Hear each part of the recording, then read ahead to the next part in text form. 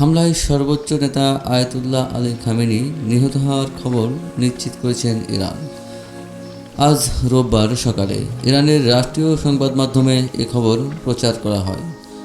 খবর বিবিসি ও সিএনএনের।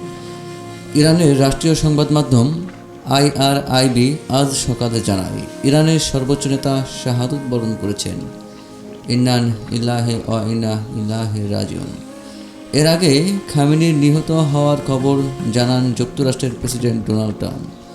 নিজের ট্রুথ সোশ্যালে দেয়া পোস্টে ট্রাম্প লেখেন, খামেনি ইতিহাসের অন্যতম নিকৃষ্ট ব্যক্তিদের একজন, মারা গেছেন তিনি।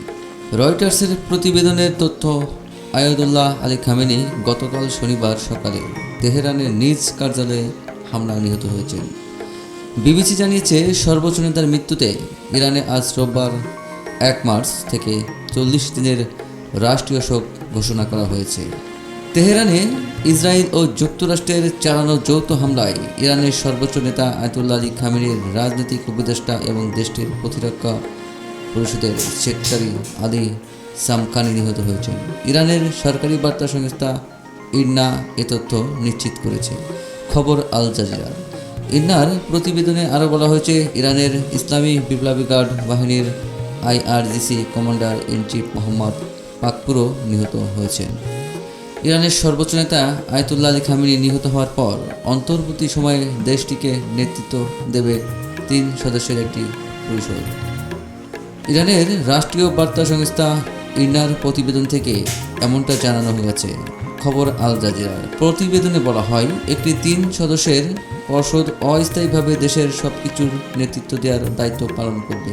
এই 3 সদস্যের পর্ষদে থাকছেন দেশের প্রেসিডেন্ট, বিচার বিভাগের প্রধান ও গার্ডিয়ান কাউন্সিলের একজন জুরি। ইরানের সুপ্রিম ন্যাশনাল সিকিউরিটি কাউন্সিল বলছে, সর্বোচ্চ নেতা আয়াতুল্লাহ আলী খামেনি গতকাল শনিবার ভোরে তার কার্যালয়ে কাজ করার সময় নিহত হয়েছেন।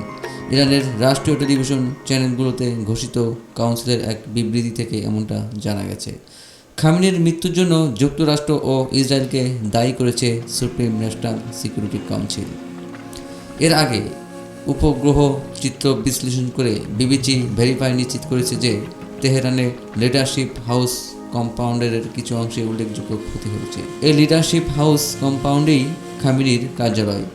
ইরানের Islamic revolutionary guard corps IRGC সংশ্লিষ্ট বার্তা সংস্থা তাসনিমের খবরে বলা হয়েছে, নিজ কার্যালয়ে খামেনির মৃত্যুতে এটাই প্রমাণ হয় যে তার লুকিয়ে থাকার খবরগুলো ছিল শত্রুপক্ষের মানসিক যুদ্ধের অংশ।